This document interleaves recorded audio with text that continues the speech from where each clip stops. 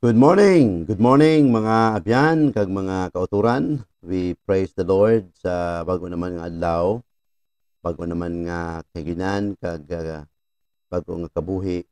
Salamat sa Ginoo sa pag-renew sang strength naton nga this morning we could again meditate His Word, and I hope and I pray nga yara ka sa maayo nga kahimtangan, no? Kung may ara man kamo sang luyag nga ipapangamayuan, please contact me sa Messenger. Ara kita dira. So kung may ara gid siyang kinahanglanon nga prehan, please feel free to contact sa aton diri kag agud nga aton mapangamayuan na. So isa sa mga tinutuyo nga ini nga ministry ni Kapadayon, it is because nakita naton nga dako ini nga bahin, dako ini nga bagay sa aton kabuhi espiritual, lalo na sa aton nga mga kauturan abroad, lalo na sa aton mga kauturan nga nagaupod sa aton every morning, no? Thank you gid sa inyo, sa inyong mga encouragement nga nagapadayon ang aton niya nga buluhaton through online streaming, no? So salamat gid sa padayon niyo nga pagsakdag, sa padayon niyo nga pangamuyo sa aton nga padayon ining aton ministry. Kag salamat sa Ginoo sa pag-sustain sini. So may mga improvement sa aton nga sa aton background, sa aton nga mga tanan-tananti, iyan na ni Mrs. nga mga idea. Kag salamat gid sa inyo nga padayon nga pagpangamuyo sila. So sa aton nga pagpadayon magapangamuyo kita anay. Father, we thank you, Lord, sa aga ngayang gintugot mo naman o kami makapamalandong naman sa imong mga pulong. Kabalo kami, Lord, nga amo ni ang kalanon sa amon kalag, amo ni ang kalanon sa amon spiritual nga aspect.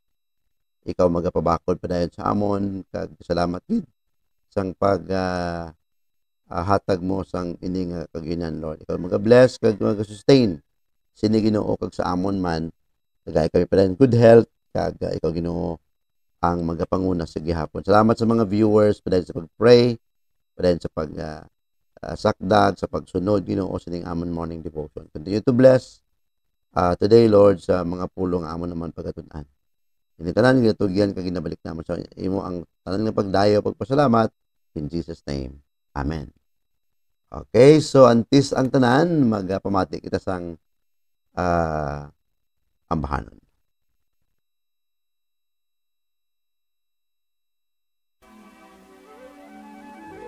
People are longing to learn of the Savior.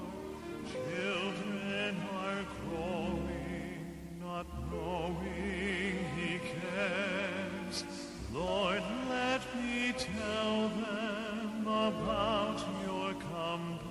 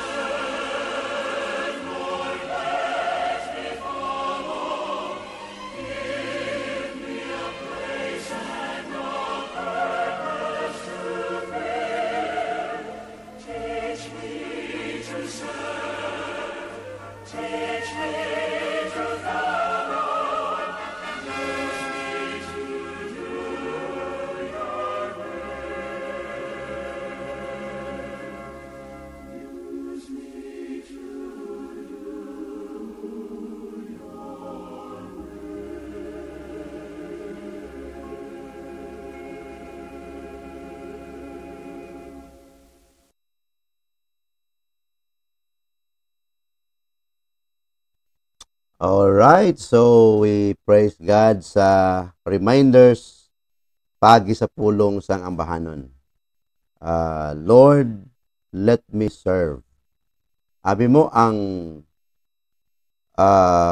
pag-serve sa Ginoo opportunity na eh. Kag hindi tanang tao nga may handom nga magpangalagad sa Dios. Now, maghambal ka service,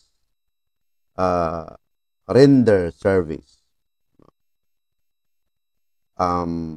Para sa aton, mostly sa inyo nga mga worker, para sa government, sa private work. When we talk about I am going to render service in line sa imo profession, may ginatawag na dedication, ba? And ano pa gani na? Commitment. So, same as no, sa aton pagpangalagad sa Dios. How much more sa Ginoo kung ikaw kag ako mag-serve sa iya, it needs a commitment and a commitment and dedication sa Ginoo. So, kumusta ihan lately ang imo devotion sa Dios? Kumusta ihan ang imo pagpakighambal sa Ginoo, ang imo nga God and I time? Did you talk to God lately in your life? And may mga message siya, may mga mensahe ang Dios nga ginapaabot sa imo sa aton. Salamat kita no nga ang mga pulong sa Ginoo tunay nga buhi siya. Kag ini necessary sa aton kabuhi spiritual, necessary for our instruction, for learning, no? I hope nga hindi kita magkataka mga abyan sa pagtuon, pagbasa sa pulong sa Ginoo. This is God's love letter, ang iya mga pulong sa imo kag sa akon. Alright, if you remember sa aton nga gintunan last time about hurting people. So, how to kill bitterness. Grabe, no? How to turn it into betterness. Diba? Mangin maayo kaysa mangin bitter ka. Bitterness. Turn it into betterness. Mangin maayo. So, instead nga mangin malain ka, mangin madumot ka, mangin hateful ka, mangin inabalang always angry, nager ka, turn it into a betterness. Now, what does it mean? Mga biyan, kung imulang tawon, siling niya, bitterness is under, anger under wraps. Inabalang nabalot ka sang kaakig, ang kagulingan mo, puno sang, puno sang dumot. Grabe, no? Kung amo na ang masakom ka na sang sakom, no? Sang dumot kag kaakig sa imong lingon, no? Grabe, no? That's doon naman yung last time hurting people hurt people hurt. So hindi ka nakalingkawas, hindi ka na escape out of that. Tungod kay nabalot ka na, no? Irritable, rude, and critical. So, amo na ang gina-emphasize nila. Kasi niya, it's a disagreeable attitude nga makita naton diri. Kung imulan taon, siling niya, it grows like black mold in the heart. So, udlay, no, nga magapangabuhi ka, nga naputos ka, nabalot ka sa sining klase nga mga attitude or character sa imong mga kabuhi. Dali ka siguro gagpurinot, no? So, ano ang cause? No, siling sa Bible, kung imulan tawon, ang tao kuno nga may kaangay siya, bitter siya.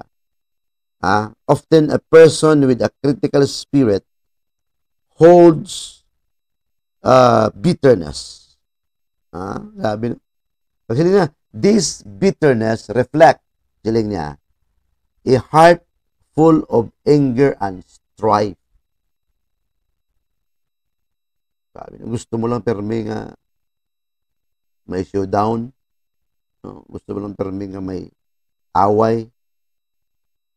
Look at Hebrews chapter 12, verse 15. Siling niya, see to it that no one fails to obtain the grace of God.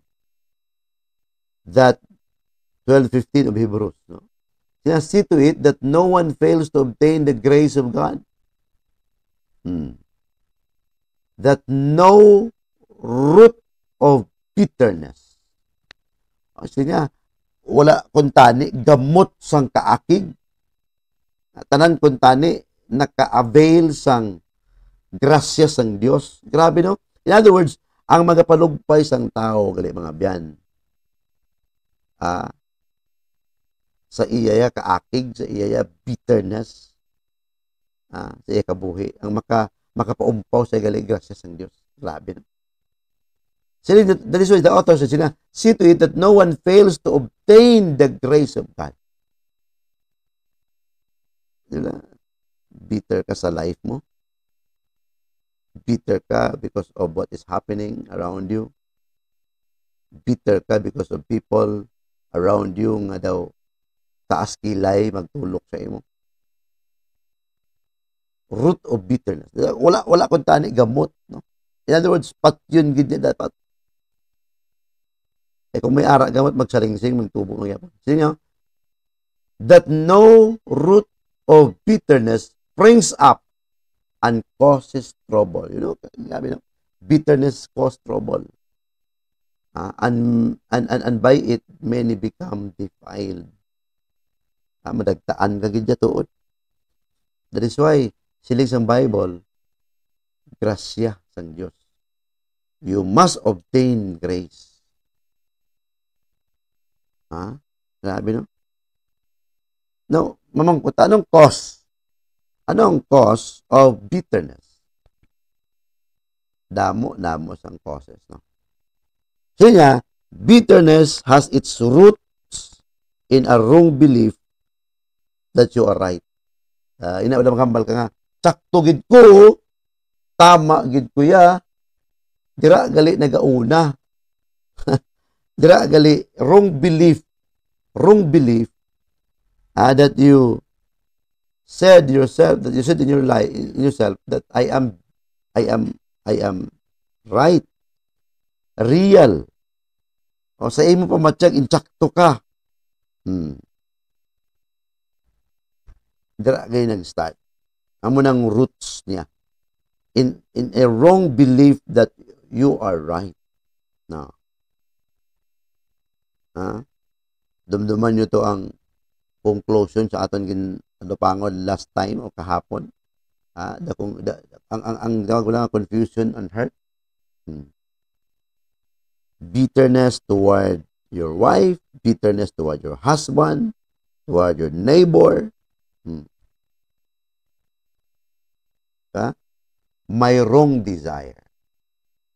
That's the cause of bitterness. Your wrong desire. The wrong desire. Sabi niya,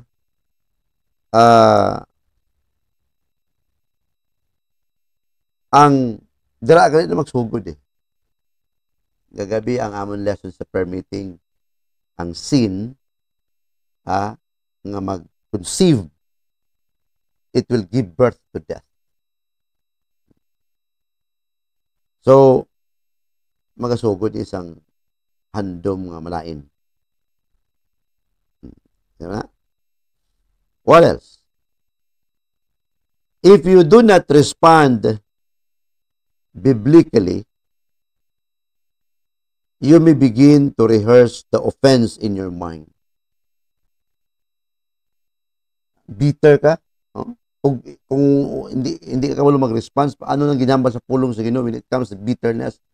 Kung wala ka, hindi mo ba sinati, hindi mo sweeto, wala ka kabalo kung ano ang prinsipyo sa Bible when it comes to bitterness, siling niya dalayo, you may begin to rehearse the offense in your mind. Ha? Reviewing it over and over again. So, kung hindi mo natuod ma-release, hindi mo ma-release na, padayon mo na nga padayon ginalabugay ang imuulo. That is why the practice of continually reviewing and imputing the offense. Kung imo lang tawon bala ang 1 Corinthians 13:5. Siling sang Bible sa 1 Corinthians 13:5. Siling niya, lantawan mo lang love, siling niya, charity, siling. It does not insist on its own way. Love, charity, does not insist in its own way. It's not irritable or resentful. Tama na? In other words, love does not keep a running account of evil. Ito padayon nga gina-inject sa mga utok.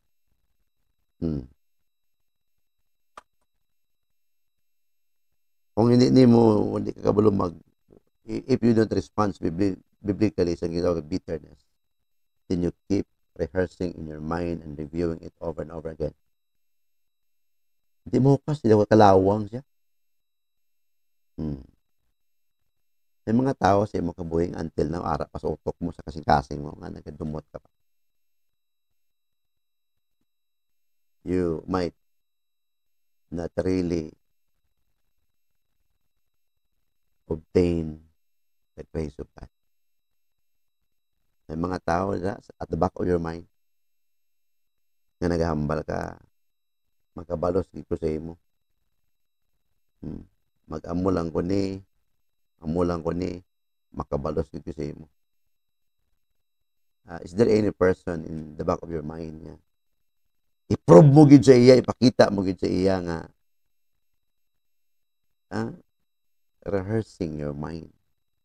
That is why nga si Pablo wala naghambal siya. It is important to renew your mind. Romans 12. Let's try to read.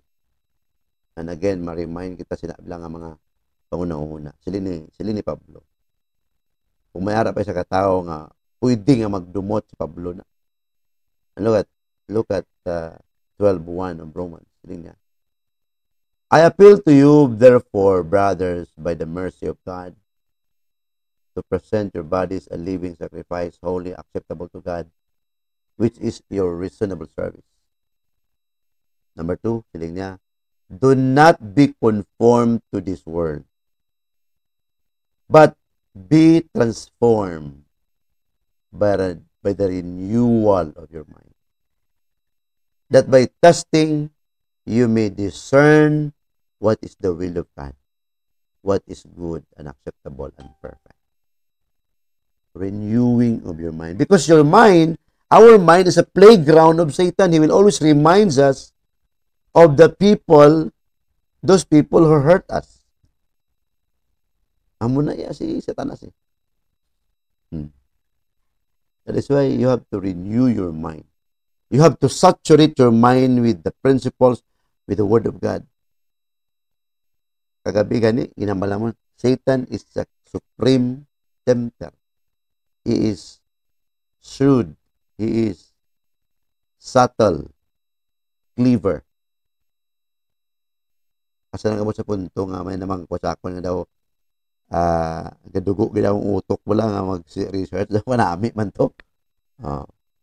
I-research naman ta karon eh. Sili sa Bible, transform your mind by discerning the will of God. Muna ka importante. Gagina, no? It will start sa ginatawag bala nga wrong belief that you are right. Ginabala nga my wrong desire. Because the Lord is in control and I believe He is good and trustworthy, I submit to Christ to rule in my life. And what His plan, because His plan brings God glory and His best. Kanami na. Nami wala sang pulong nga ma-remind kita kung isa. For you to have a right desire. Sila sa Bible sa Psalms 37. Ang ginang sa Bible sa Psalms 37:4.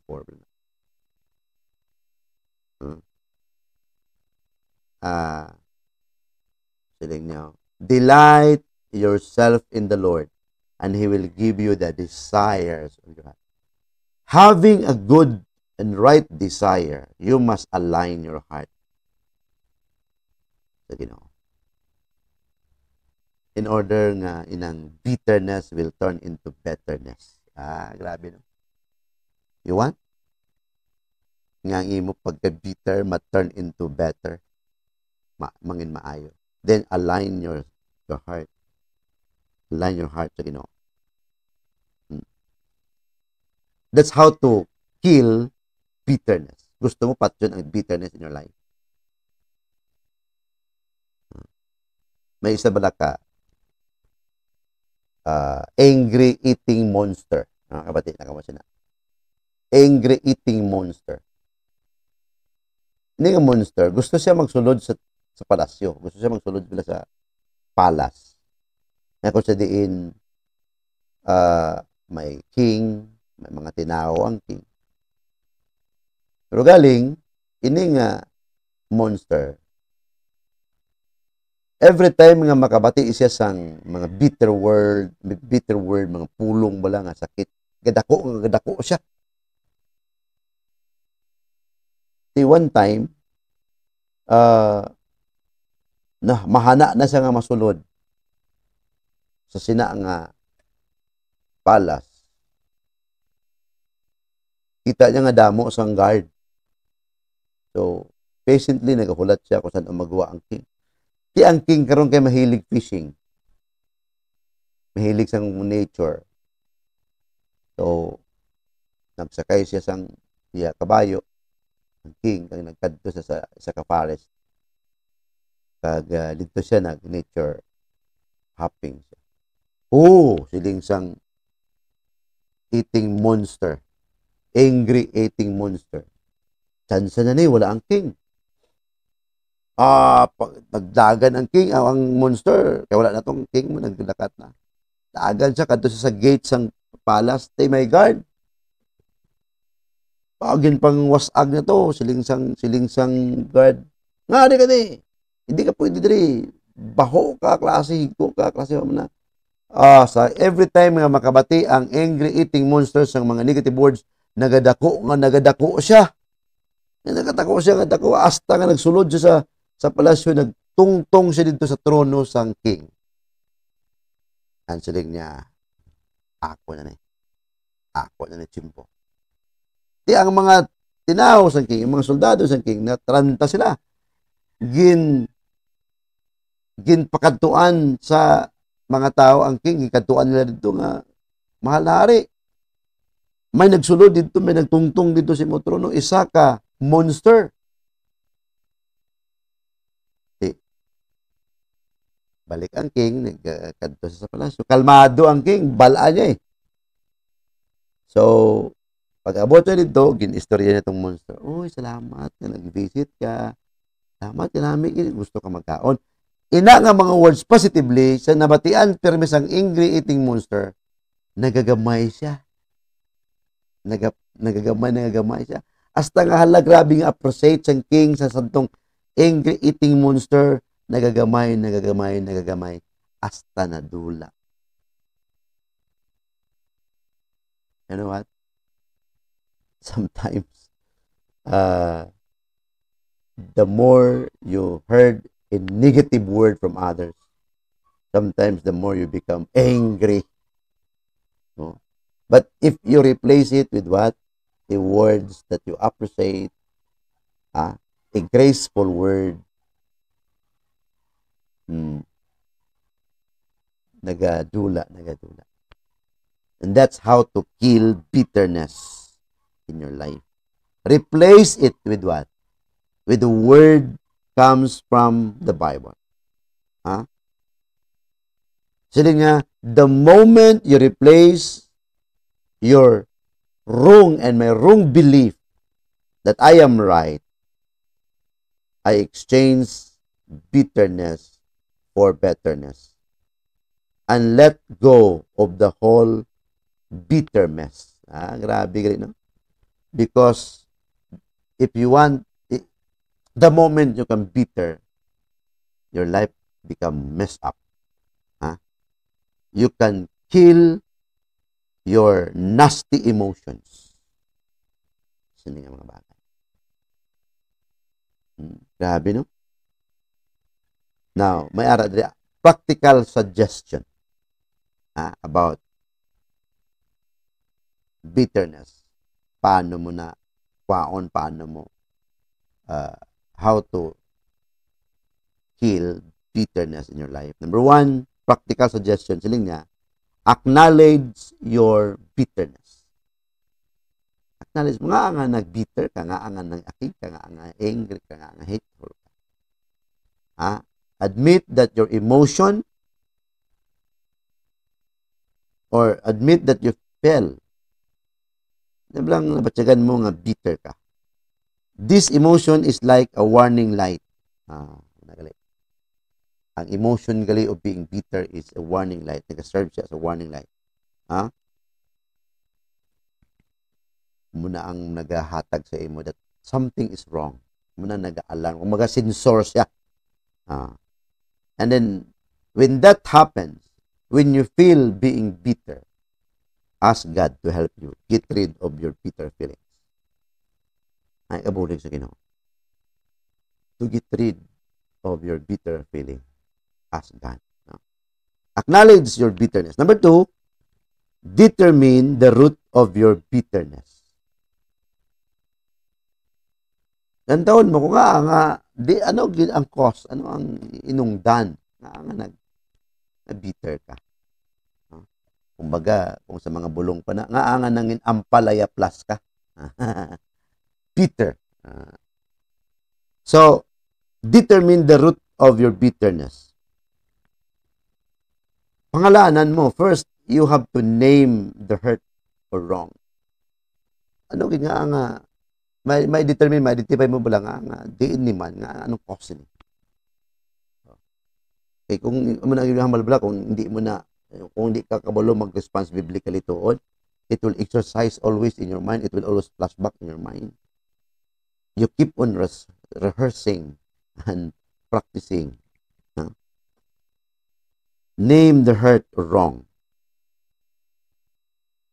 Ano ang wrong belief nga you cling to? So, muna, determine the root of your bitterness. Number 3, suggestion, change your thinking and your actions. Change your thinking and your actions toward sa sinang feeling of being bitter. What is right belief that replaces the wrong belief? Diba kami ara sang wrong belief nga you are right always eh.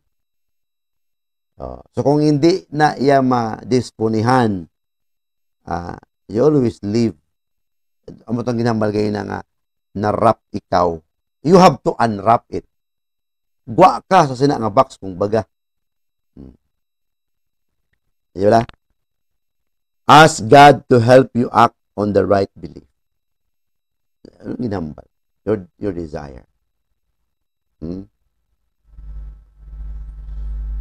Because there's no changes if you do not act it according to what the Bible is saying. So, number 4 nga suggestion diri, obey God. Obey God.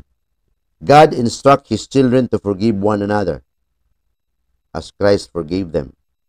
Ask forgiveness from the people you hurt by your bitterness. Kita mo na. So, reconciliation. Connect to people. Ngaihan. Gabi no, sa kabudlay no. May tao nga nag-cause nga nangin bitter ka. Kabudlay mag-connect sa iya. Kung hindi niya mabatyagan nga magpangay sa patawad sa iyo, hindi siya magpalapit. Di ba? Paano mo na i-deal? Ang Ginoo.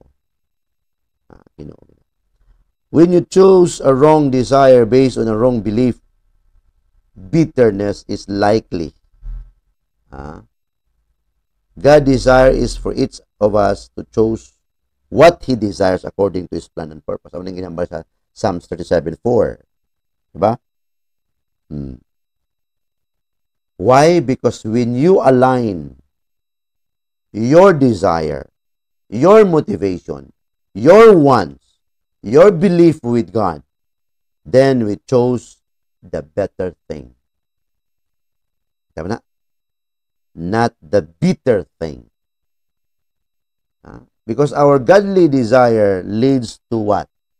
Your and my godly desire leads to betterness. Maging maayo. Kayuhan. As we get free of the whole bitterness. Gusto mo mahilway? Gusto mo mahilway sa gitawag ng miss up life? Tungod kay bitter ka? Lapit sa Diyos. Amo itong ginahambal kayo na. See to it that no one fail to obtain grace. We need grace. We need Jesus, mga biyan. Gusto mo magkabuhi until your death? Sa gitawag ng bitter person? No. Siling sa Bible, obtain the grace of God. You need Jesus. You need the grace of God. That is why siling sa pulo sino, ask God, obey Him. Lord, kuha ako sining bandage of being bitter.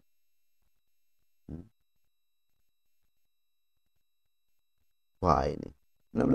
You have to submit to the will of God. Ikaw hindi, wala changes, wala transformation nga ma-obtain mo, mga biyan.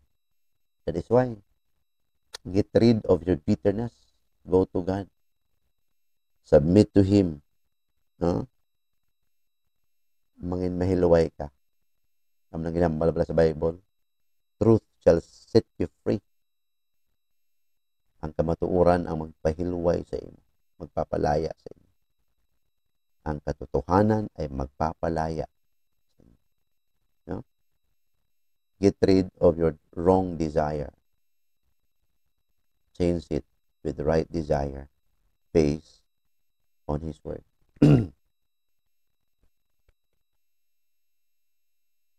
Based sa Ginoo.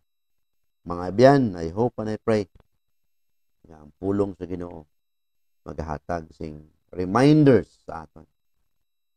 Kanaw kalami kung magpangabuhi bala nga nahuklas ang tunok of being bitter in yourself. Maybe because of your past, amo nang ginhamba sa ligid tubla. Hurting people hurt. Past hurt. Nga wala bala masitol, wala siya ma-reconcile. Muna nga nag-bitter ka. Nag-connect, no? Ang hurt mo nga wala mo ma-deal in the past would make you a bitter person. To kill bitterness, no ginambal, then go to God. Replace it with the heart of God, with the desires of God. So, kabay ang Ginoo magpakamayo sa mga pulong, mga biyan. So, sa lang kita daanay, kag kita buwas naman nga adlaw. So, good morning sa aton nga mga viewers. Thank you for sharing, Please share sa aton nga FB Live. Through that, damo mga tao nga mapakamaayo sa pulong sa Dios. So, I hope nga hindi ka magkataka sa pag-share. No? Kung ara ka sa live streaming na to, just share. Kung isa gani, no? Galambot kita, 19 shares, 20 shares, because sa inyo na ang gina-share man. Power sharing ginatawag, di ba? Power sharing. When you share, somebody would share it also. So, thank you, Gid, no? Wala niya monetize ang aton ng FB Live, no? Ginakat kani kung kisa na dire sa FB ang aton mga special number. Pero tungod kay ara na kita sang special number nga registered gid na iya, recognize gid na iya ang Baptist Mission Virtual Ministry. So, thank you for sharing. Rachel na Ilga, Gaga Rachel Ga, good morning. God bless you. Thank you for your time. Thank you for your presence. Ma'am Harlin Rutap, good morning, ma'am. Thank you for your presence and the whole Rutap family. Ma'am Vicky Ambagan family, thank you, Gid, for watching, ma'am, and for sharing also. Sining aton nga FB Live. Good morning sa imo dra, no? Supitran Jennifer, Kang Iper. Supitran Per, good morning. Thank you, Gid, for sharing. And thank you for your presence this morning. God bless you. Brother Joey Palomata. Joy, good morning. Salamat gid sa imo tion kag sa pag-share man sining aton nga FB Live. Okay, so God bless man sa imo dira. Brother Filian Wanilo Manga. Thank you gid, Brother RR. Thank you for your time and thank you for your presence. God bless you and ikaw padayon ka mo sa pangalagad sa Dios. Nung Dodoy, good morning, Pastor Joe. The Lord bless you and your ministry through FB Live and also to your family. God bless once again. Nung Dodoy, good morning, Nong. Thank you gid, Nong. Sang mga encouraging word. Salamat gid sa inyo, no?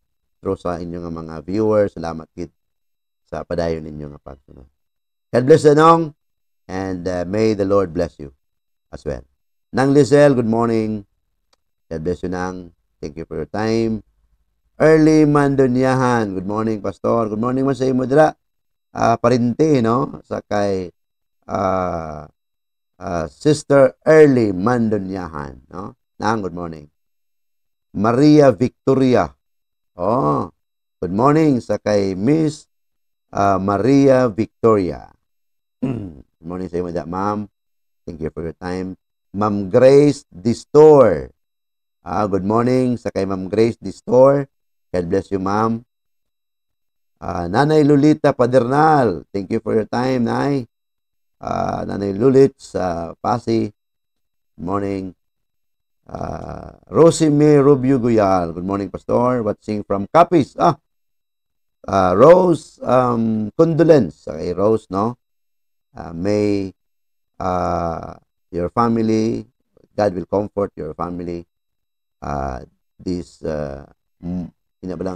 bereavement or mourning time. So God bless you, Rose, and keep safe dira sa inyo din. Pastor Angelo Panganiban, good morning, migo. May aga, Pastor Angelo. Pastor Angelo also may ara siya sang ministry every Monday ning kang Pastor Angelo. Yung isa gina-share ko ni sa aton nga live, FB Live.